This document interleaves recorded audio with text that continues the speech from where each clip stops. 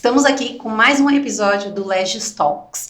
Hoje tenho o prazer de ter aqui comigo o João Pedro Neves, que é um executivo da indústria farmacêutica, especialista em internacionalização de negócio, e vamos aqui compartilhar como a sua empresa está pronta para crescer para outros mercados. João, me fala um pouco da sua trajetória, o que te levou a também trilhar esse caminho da internacionalização e como as empresas podem se conectar mais com você. Não, perfeito. Então, primeiro, obrigado pelo convite. Estou super contente de fazer parte aqui do Lex Talk. E eu tenho 20 anos, né, de indústria farmacêutica, né, sempre focado na área de internacionalização. E minha carreira sempre foi pautada, né, olhando novos mercados, expansão, levar empresas para fora do Brasil. Então, eu brinco que hoje eu já conheço mais ou menos 38 países. Muitas nacionalidades e Muitas culturas. nacionalidades e culturas diferentes, né? Modelos de negócio diferentes, formas de negociar diferentes. Então, morei 3 anos no Chile, fui expatriado para o México, voltei recentemente. Então, é uma área que eu tenho muito carinho, muito apreço. E existem hoje diversos profissionais, né, muito bem preparados, né, para encarar essa jornada. Então, é um trabalho que eu sempre comento que eu faço com muito amor e carinho. Isso é ótimo, porque assim, a gente sabe que conectar países e culturas diferentes Sim. é um desafio constante. E as empresas hoje não podem mais rentabilizar o seu negócio só pensando na moeda Exato. local. Elas têm que pensar como elas podem atingir outros mercados, né? E você tem razão na sua afirmação, e uma das coisas que impulsiona esse crescimento, né? Primeiro é a diversificação de receita, né? Sim. Você passa a não depender tanto do Brasil, mas também de outros mercados que podem renovar o ciclo de vida do seu produto. E outra vantagem financeira que eu sempre gosto de comentar, né, tanto em palestra, nos trabalhos que eu realizo com outras empresas, é a questão de você ter hoje um custo, seja serviço ou produto em reais, e você está capitalizando isso em dólar, né? Sim. E tem um ponto também muito interessante, Thalita, que poucas pessoas conhecem, que hoje o imposto de exportação é zero. Então isso, né, gera uma competitividade tremenda para as empresas que querem ir para fora. E você estava até comentando aqui antes da gente começar sobre a questão até de um curso que você deu aí, né, nas associações aqui da indústria farmacêutica no Brasil, e quantas pessoas tiveram Exato. interesse por conta que é uma necessidade. E poucas pessoas ainda falam disso. Você tem razão. A gente fez uma imersão, né, em processo de internacionalização. Foi uma parceria com a Sindosfarmas e a Biquif, acho que até alguém do seu time participou, fiquei super feliz. E me chamou muita atenção, né, o número de profissionais que estão buscando essa habilidade, essa competência também de olhar para fora. Sim. Né? Eu brinco, né, que hoje o profissional que olha Brasil, né, e também está dentro desse processo de out-licensing, de in-licensing, internacionalização, ele se torna um profissional completo, porque ele acaba, né, entendendo do Brasil e também compreendendo a dinâmica de fora. Sim. Então ele acaba negociando melhor, se posicionando melhor, né, ele tem uma visão de rebranding completamente diferente, né, do profissional do Brasil. Mas claro, não é uma jornada fácil. Não. Como eu comentei, eu estou há 20 anos nisso e Sim. até hoje eu sigo aprendendo. Né? Hoje eu dou esse exemplo, quando você aprende a negociar com a China, você está pronto para negociar com outros países. Não, então é muito gratificante. Total, não. E agora pontuando até isso que você falou, se você está negociando com a China, você está preparado para outros países, quais são os maiores desafios que a gente tem nessa questão dessa internacionalização? Né? Porque eu falo até que tem 3 pilares importantes na internacionalização que a gente tem que destacar, e eu até coloquei isso no meu livro, e que é a questão da cultura. A cultura, sim. A parte econômica e a parte política, que é influencial. A parte política influencia bastante, né? Ainda mais nesse momento que a gente vive de tensões aí, né, territoriais entre países.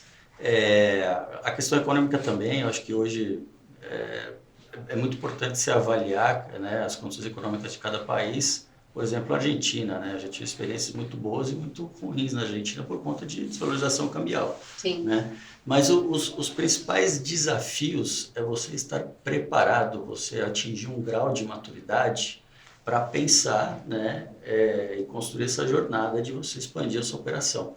Eu comento bastante com colegas de indústria, né, empresas, que uma vez que você atingiu os seus objetivos no Brasil, você atingiu um patamar de faturamento, você tem capital humano capacitado, a empresa buscou certificações, aí sim está na hora de você buscar um market share mais diversificado.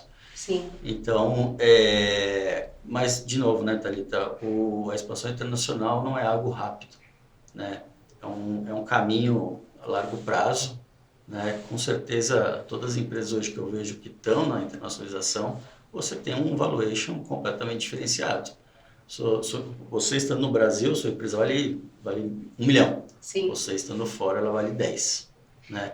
Então, existe, claro, desafios, barreiras culturais, versatilidade, é um outro nível de versatilidade, flexibilidade, você entender o timing certo, compreender as negociações contratuais. Hoje você mora nos Estados Unidos, né? Você sabe o quanto é difícil Sim. fechar um contrato com um americano. Sim, né? Total. Então, é muito importante você ter uma visão 360, né, desse ambiente internacional e poder, né, criar alianças estratégicas de maneira mais estratégicas, né, mais consolidadas. Então, eu sempre falo, o retorno não é um caminho fácil, mas o retorno é muito gratificante. E o que você vê que as empresas brasileiras estão faltando para colocar fazer essa questão desse caminho para outro país? Eu acho que falta visão estratégica, Thalita. Porque quando a gente olha o mercado farmacêutico brasileiro, né, as empresas nacionais, elas, há 10 anos atrás, elas cresciam 8, 9, 10% ao ano em vendas, né? E o mercado brasileiro hoje, ele representa 50% da América Latina. Sim. Né? Um único país, né? Então, muitas vezes, o planejamento estratégico da empresa está muito voltado, né, para o quintal de casa e acaba faltando, né, esse pensar um pouco mais expansivo, né, e desenhar um planejamento que você possa não só atuar aqui, mas atuar fora também. E é um planejamento estratégico completamente diferente. Sim. Né? O produto que serve aqui, às vezes, não serve lá fora.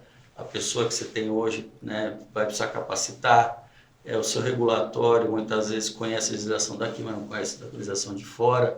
Então, existe uma série de to-dos, né? Sim. Que a empresa precisa, né, criar essa maturidade e aí...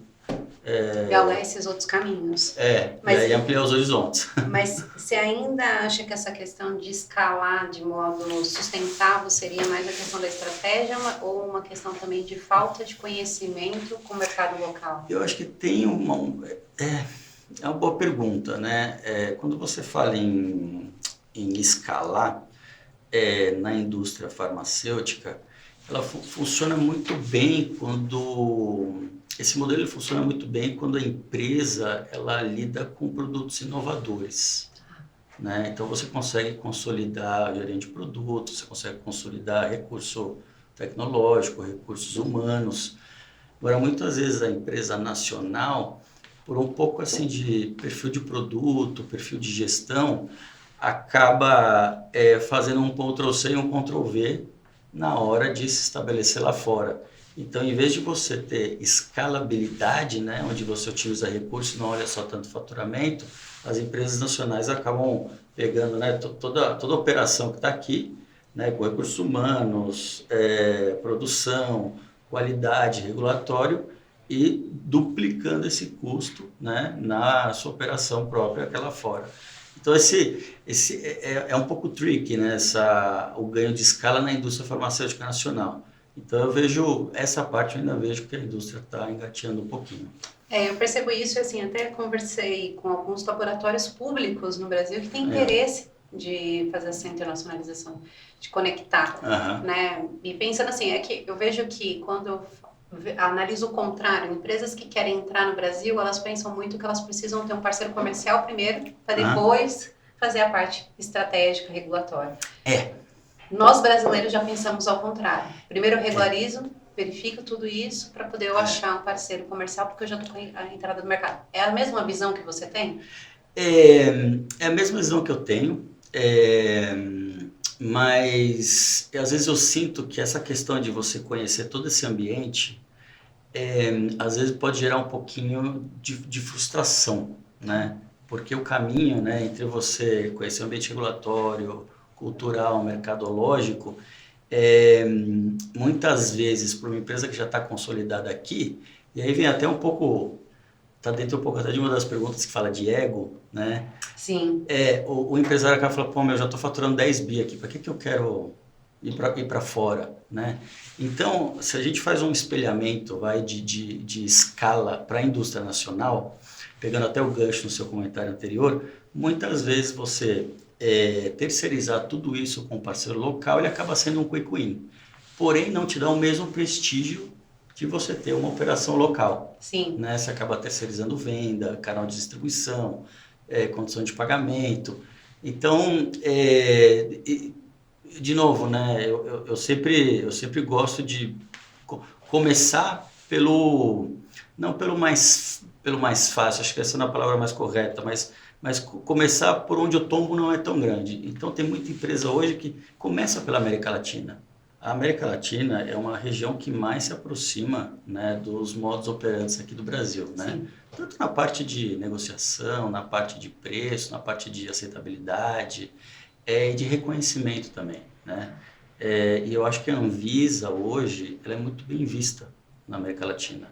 E isso traz um selo, né, de qualidade inquestionável para os nossos produtos. Sim, E sim. eu percebo muito isso, né, nas viagens que eu faço, né, visitando parceiro, assinando contrato, até reuniões, né, com as Anvisas de cada país. Então, eu sempre recomendo, né, as empresas começarem pela América Latina, né? Mesmo que os mercados tenham tamanhos diferentes, é uma excelente porta de entrada, porque você valida o seu processo também de internacionalização, né? Você ganha experiência E e diminui o custo, né? Porque diminui. se você pensar numa moeda, né, de outro país, você vai ter um gasto maior, então você acaba testando, fazendo um teste. Eu falo que é a validação do seu processo, Perfeito. né? Existem outras vantagens também que eu sempre gosto de pontuar, são os nossos parques industriais, né? Nós temos parques industriais farmacêuticos state of the art, Sim. né? O que é muito diferente quando você pega Uruguai, Paraguai, Bolívia, Colômbia está indo muito bem, México, né? Eu fiquei no México um ano, conheci fábricas excelentes, mas o nosso produto, né, com bioequivalência, custo competitivo, um modelo de acesso completamente modernizado, isso traz uma vantagem competitiva enorme para as empresas que estão indo para a América Latina. Então, eu sempre, no curso, né, que você comentou, que a gente realizou lá com a Biquif e com a Sindusfarma, muitas empresas começam pela América Latina. E depois, né, ganhando esse grau de maturidade, né, começa aí, por exemplo, para a Europa, né, Sim. que aí é um outro bicho, né. E até entrando nisso, né, nesse aspecto, porque você veio da indústria farmacêutica, você trabalhou muito tempo. Qual foi o motivo que você decidiu, né, fazer? Não, vou trilhar esse caminho de desenvolver esses negócios com as empresas para que elas pudessem ter esses acessos mais rápido. Sempre foi uma característica minha buscar o diferente, Somos dois. buscar o difícil, né. É, e a minha história ela começou comigo eu fiz faculdade, né, me formei fora do Brasil, eu morei 6 anos na Austrália. Então eu sempre gostei muito de falar de inglês, né, falar espanhol. Então a minha cabeça já nasceu em outro lugar, Sim. né? Então quando eu retornei da Austrália, eu bati na porta da Aerofarma, né, como todo profissional, né, que busca o seu primeiro emprego. E a primeira área que eu entrei foi na área internacional. E o negócio era muito embrionário, Thalita, muito embrionário, né? Poucas empresas exportavam, todos muito preocupados, né, em ter o seu marketing no Brasil, mas olhando para fora. E aí, nesse momento, né, um executivo lá da empresa falou assim: "Ó, pega o menino aí, vamos tentar olhar."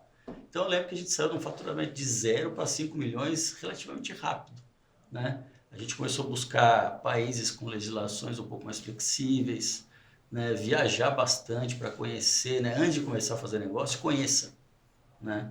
Porque depois que assina o contrato, Já não tem mais. já não tem mais, né? Então, e aí estou há 20 anos, né? Ótimo. Muitos conheço quase todos aí profissionais das outras casas que estão na área internacional e todos eles comentam, né? É uma experiência gratificante. E aí eu brinco, né?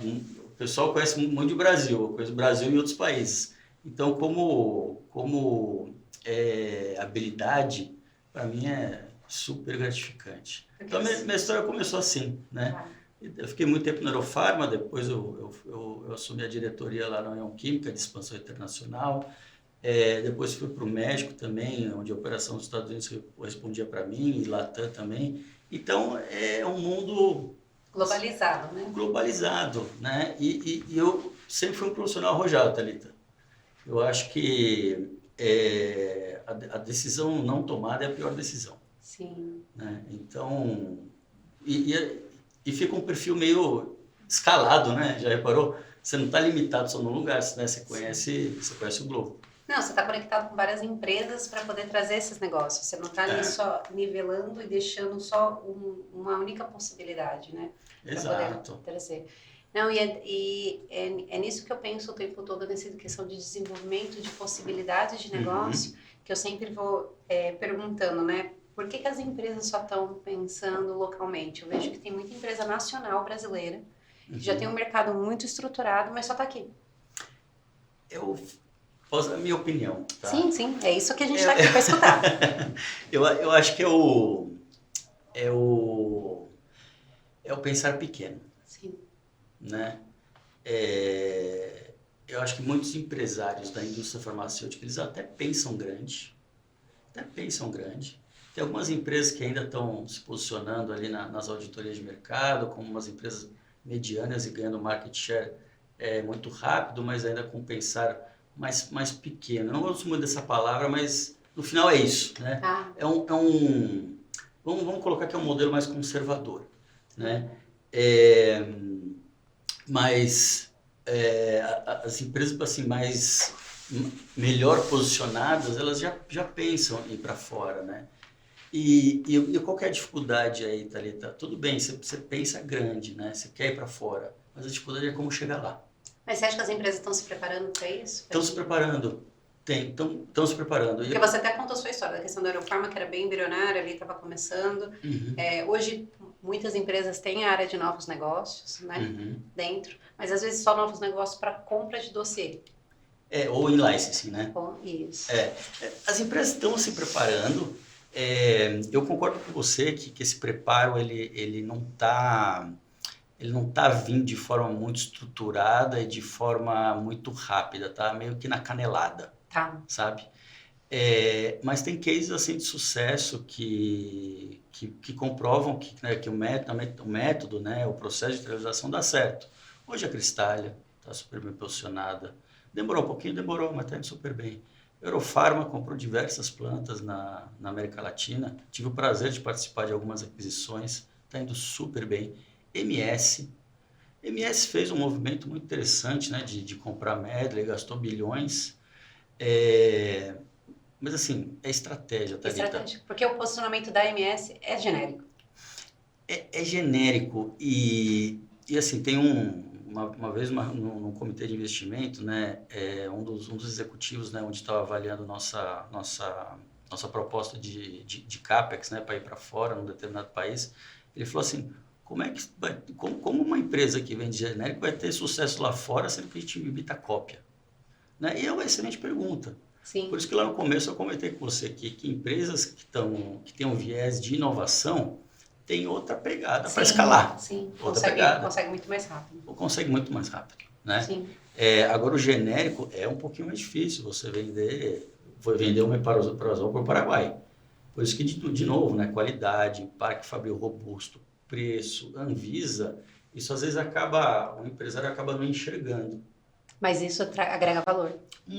Agrega muito valor. Eu lembro que eu lancei uma linha de saúde ocular, que de verdade, eu estava super pessimista. Porque eu falei, saúde ocular, negócio que vai no olho, qual que vai ser a aceitabilidade com oftalmologia? Cara, foi um dos cases mais bacanas que eu já fiz.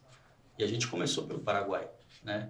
De novo, começamos pequeno, né? Sabendo que o negócio Iria escalar. Iria escalar, foi validado, a opinião foi formada, preço certificado, a gente começou a ir para o Uruguai, lançamos na Colômbia. Então o negócio foi criando, né? Mas, de novo, existe sim, às vezes, uma resistência, né, entre eu pensar pequeno e o grande, como chegar lá, para você ter esse retorno, né, esse payback de você estar lá fora. Não, e é nesse sentido que a gente tem que buscar essas possibilidades, né? Porque acaba que a gente só focar na questão único mercado, e o nosso mercado genérico é muito grande. Muito grande, muito competitivo, né? Então, é um negócio... A gente estava comentando agora há pouco, né? Da questão dos suplementos, né? O suplemento, ele é super bem-vindo, né? Sim, sim. Super bem-vindo. Eu acho que depois do Covid, né? O suplemento, ele... Né, a cestinha de medicamento que o senhor e a senhora tinha lá na farmácia, só tinha de pirona e paracetamol, tem vitamina C, vitamina D. Mas é um mercado que, se você não injeta, e tem que injetar muito. Sim. E às vezes eu fico pensando, né, até bacana esse exemplo, tudo que as grandes nacionais que estão em suplemento gastaram com marketing, será que esse retorno não teria outro peso? Se tivesse colocado no farma? Não, se tivesse colocado fora, no farma, mas fora. Fora do país. Ou no próprio suplemento. E você, o que você acha da exportação? Então, entrando nessa parte, na internacionalização de suplemento para fora. Eu recebo muito contato de empresa com cosmético, mas suplementos são poucos. É pouco, Thalita, por conta da competição. Mesmo fora? Mesmo fora. Eu tive case já, por exemplo, de melatonina. Tá. Não sei se está no mesmo grupo, mas uma venda espontânea, né? Sim. Um OTC espontâneo. Para os Estados Unidos. Foi um desastre. É porque é por causa do nível? Não, mas já tem muita oferta. Sim. O preço está super defasado. Eu concordo. Estados Unidos não é um mercado que eu entraria com suplemento alimentar. Não. Eu também não. Foi mais uma questão, como a operação dos Estados Unidos já estava rodando, Sim. A gente tinha uma estratégia de plugar produto. Perfeito. Né, e ganhar escala. E aí acabou aparecendo, não deu certo. Agora, suplemento, qual que é a vantagem? Né? É a rapidez no registro. Isso, sim. Então, tem algumas empresas... já até fiz um trabalho assim, um pouco mais resumido com uma empresa que é aqui nacional, focada em suplemento, né? Ômega 3, até creatina que tinha. E o modelo de submissão, ele entra muito naquela coisa de fast track. Tá. Então, é uma forma da empresa ter um quick win e vai dar processo de novo. Mas, assim, não é um portfólio estratégico para você levar para fora. Né? Tá. Agora, e aqui no Brasil é uma commodity, né? É uma commodity. Então, eu sempre... Aí já é uma opinião mais pessoal minha, né? Quer entrar no suplemento? Entre, mas faz via prescrição. Tá. Porque o receituário dificilmente vai ser trocado. Tá. Né? E essas são as estratégias que têm que ser adotadas para poder ganhar escala, né? Para poder ganhar essa questão do custo de benefício na questão do mercado. Super. Mas tem empresas que estão indo super bem em suplemento, é um movimento super legítimo. Eu, por exemplo, tenho umas marcas que já sou fiel, mas você vê empresas aí, né, como a CIMED, que a gente comentou, indo super bem na área de suplemento, vitaminas, enxaguante bucal, gel. Fez toda uma linha, né? Criou uma expansão de portfólio. Não, é impressionante, é um case de sucesso. Eles criaram o Carmed. Sim, né? sim. Eles criaram uma franquia de produtos que... Eles fizeram muita collab, né? Muita collab. Então, aquele consumer perception, né? Do branding, ficou muito bem depositado, né? na cabeça das pessoas. Mas levar eles para fora, né? Fazer exportação, aí, exige muito investimento, Thalita, muito. Eu começaria, se eu tivesse só suplemento para ir para fora do Brasil, beleza, mas eu não faria eu não faria implementando estratégia de compra de gôndola, sabe? Sim. Muito push de marketing, ativação, eu faria via propaganda médica. Propaganda médica, mas propaganda médica via as empresas de fora. Via as empresas de fora, com força de vendas, né? Você falaria de colocar uma escala própria sua fora, não com um distribuidor. Não, de jeito nenhum. Porque para distribuidor você é um produto único dentro do portfólio. E mesmo que a sua negociação com esse distribuidor seja uma aliança estratégica exclusiva, Tá. Você vai ter muito pouca influência ou gestão na capilaridade, na fidelização de clientes, na política comercial. Então, às vezes, aquele produto que você está terceirizando a venda, ele nem às vezes entra como uma prioridade. Tá. Ele entra como terceiro da lista, que pode ser que o distribuidor esteja fazendo só um mix e não tanto uma estratégia com o seu produto. Entendi. Não, perfeito, perfeito. Eu acho que tem muita questão de ganho, né, de benefício, de avaliar, porque muita empresa está nessa questão, segmento de suplemento por uma facilidade regulatória, né? Completamente. Custo mais baixo de operação, lógico, mas tem uma competitividade muito alta. Você briga por centavos, né? Você briga muito por centavos e muitas vezes o suplemento que você está exportando, que você está internacionalizando, você tem outros 20 com a mesma molécula e talvez outros 30 com a molécula associada. Então você imagina, né, o investimento de marketing que as empresas fazem hoje aqui no Brasil, que está na casa de 100 milhões, 200 milhões por ano, será que você vai ter ROI? Para isso, né? Para sustentar, para esse negócio parar de pé no Paraguai ou na Bolívia? Não sei. É legítimo? Super legítimo. Mas já tive cases muito difíceis de sustentar a tese para lançar OTC fora. E aí, qual a estratégia que a empresa adotaria para poder implementar uma questão dessa, assim, pensando... Eu vou até reformular aqui a minha pergunta. Como é que uma empresa ela pode estruturar, né, a questão da internacionalização dela, né, não entregando a sua chave de ouro aqui na nossa conversa, mas para que as pessoas que estão nos escutando entendam como é que é um processo de internacionalização, como é que a estratégia deve ser adequada, porque a primeira palavra que você colocou no nosso início aqui, planejamento, estratégia, para que o negócio seja implementado de forma factível e gere esse ROI que a empresa precisa. Eu acho, Thaita, que é difícil você não entregar o ouro. Tá bom. Eu acho que é justamente o ouro que você precisa oferecer. Sim, sabe por quê? Porque o primeiro, acho que primeiro, né, voltando um pouco naquele meu comentário, o primeiro ponto que precisa ser avaliado é se você tem o que oferecer. Sim. Aí o segundo ponto é se você tem o que oferecer a um preço competitivo, né? E o terceiro ponto é o seu modelo de como você vai acessar esse mercado. Você tendo um produto, né? Claro, vai ter, a gente tem que estar falando de preço genérico. Sim, né? sim. Claro, vai ter o seu competidor ali, outro aqui e tal, mas com preço acessível, né? Com um modelo de distribuição onde você tenha médicos bem qualificados, você consiga até licitar esse produto. Que é um retorno bom. Que é um retorno bom, é um retorno rápido. Garantido, né? É um retorno rápido, garantido. Eu acho que são já perguntas iniciais que vai validar o seu planinho de negócio. Perfeito, tá? excelente. Eu penso dessa forma. Não dá para a gente elaborar muito, Thalita, porque o nosso exemplo aqui ela é uma empresa de genérico. Sim. Né? Mas assim, o que eu vejo? A gente está falando muito de produto e preço, né? Mas o que eu vejo também que é um quarto pilar é o seu modelo de propaganda.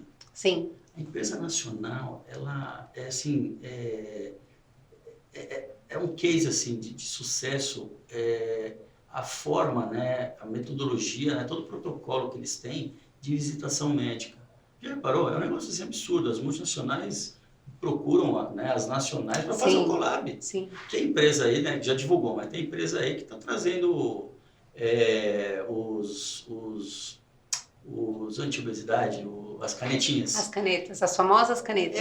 Tem empresa, e aí é uma forma também de escalar. Sim. Tem empresa multinacional que já buscou nacionais para utilizar a força de vendas. Que é o que tem mais de ganhar capilaridade, ganhar acesso, né? Diminui o risco. Diminui o risco e fazer o co-marketing, cara, com a empresa nacional. Então, muitas vezes também esse modelo, né, esse modelo que, né, não é um pouco mais inovador, né, não só de produto, mas de gestão de vendas, você replicando ele bem lá fora, é um quarto pilar super estratégico para você ter sucesso. Não, excelente, excelente. E eu entendo também isso, eu acho que é uma questão de desenhar o plano de forma adequada. Desenhar o plano de forma adequada, você falou tudo, né? E tem outros componentes aí que você comentou no nosso início da nossa conversa, que é super bacana também, que é profissionais com relações interpessoais, assim, um pouco mais maduras, versatilidade, flexibilidade, conhecer seu produto, saber com quem você vai competir. Então, eu super recomendo, né? Montar um plano de negócio, uma tese de investimento para você errar menos é essencial. Concordo. E fica a dica aqui, né? Que eu falei até no curso, né? Lá com a Bic, ficou assim dos Pharma. Não pense que o produto que você vende bem aqui é a sua primeira opção para vender bem lá fora. Com certeza. Né? Então eu escuto muito assim, né? Poxa, mas eu tenho um market share de 50% em azitromicina.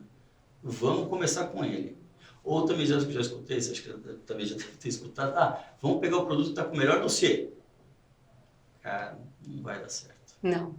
Né? Não, porque não é o melhor dossiê, a melhor estrutura que vai fazer a diferença. Então, esses são componentes, Thalita, que te preparam, né? Responda a pergunta, que te preparam para você ter uma jornada de sucesso lá fora. Sim, sim, né? Com certeza.